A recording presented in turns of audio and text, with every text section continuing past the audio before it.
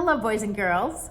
Welcome back to Fiesta Gardens Library. This is week 14, and it is also the last week before winter break. I will be reading to you a very special Christmas story. The title is Great Joy. The author is Kate DiCamillo, and many of you may know Kate DiCamillo from the Mercy Watson books, The Adventures of Edward Tulane, Because of Winn-Dixie, so all these wonderful books. And she also wrote this one, Great Joy. Great Joy by Kate DiCamillo.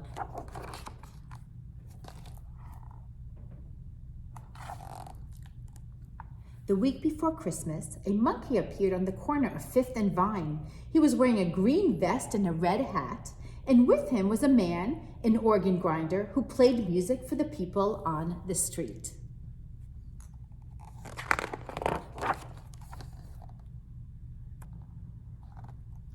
In the daytime, when the sun shone, the sequins on the monkey's vests glittered and flashed, and from the window of her apartment, Frances could see the tin cup he held out to the people who walked by.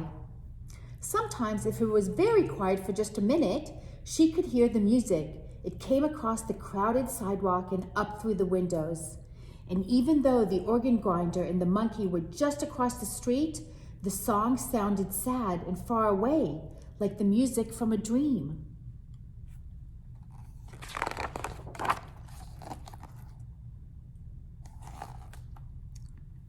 Where do they go at night? Frances asked. Who? Asked her mother. The man and his monkey.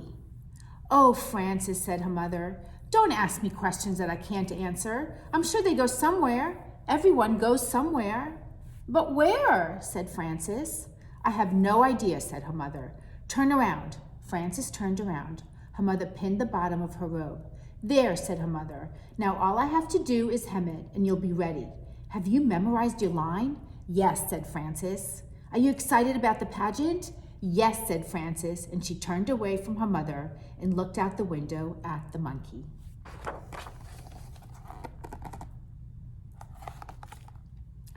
That night, Frances made herself stay awake. She hummed songs and said her multiplication tables. She named the capitals of each state, St. Paul, Tallahassee, Harrisburg, one after the other. Every time she felt as if she might fall asleep, she shook her head and pinched her arm and opened her eyes wide.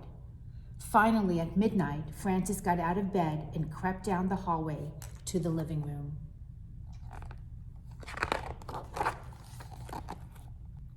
She looked down into the street. She saw the organ grinder, but where was the monkey? Her heart thumped, and then she saw him tucked inside the man's overcoat, his small red hat still on his head. Look at me, Frances whispered. Look up here.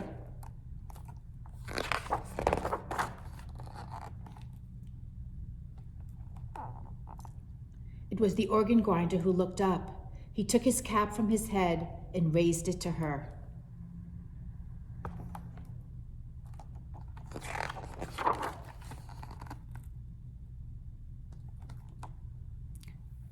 They slept on the street, Frances said the next morning, even when it snows. Oh, Frances, said her mother, maybe they could come for dinner. No, they can't come for dinner, said her mother. Why not?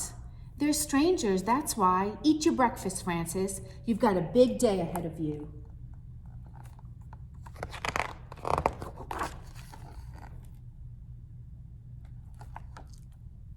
All that day it snowed. But by the evening, in time for the pageant, the sky cleared. The snow was so deep that Frances had to wear her boots for the walk to the church. The organ grinder and the monkey were still on their corner. Can we see them?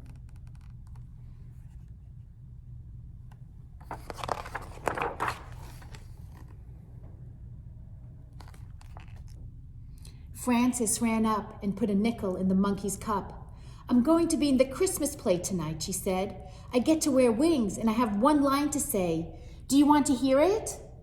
Frances, her mother said, we're going to be late. Let's go. You can come, Frances said, turning back. The play's at the church. It's just down the street. You can both come. The organ grinder smiled at her, but his eyes looked sad.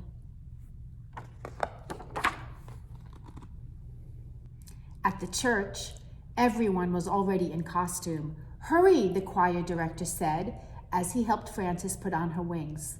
The shepherds walked out first, then the choir director pointed to Frances. "Now," he whispered.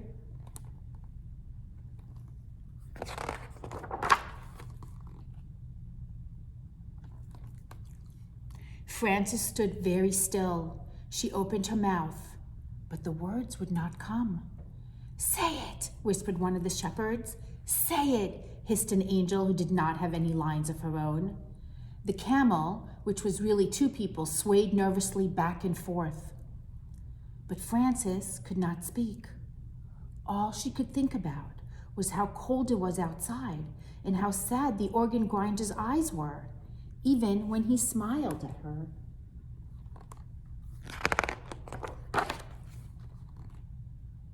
The world was quiet. Everyone waited. Then, at the back of the sanctuary, a door opened. Can you see who it is?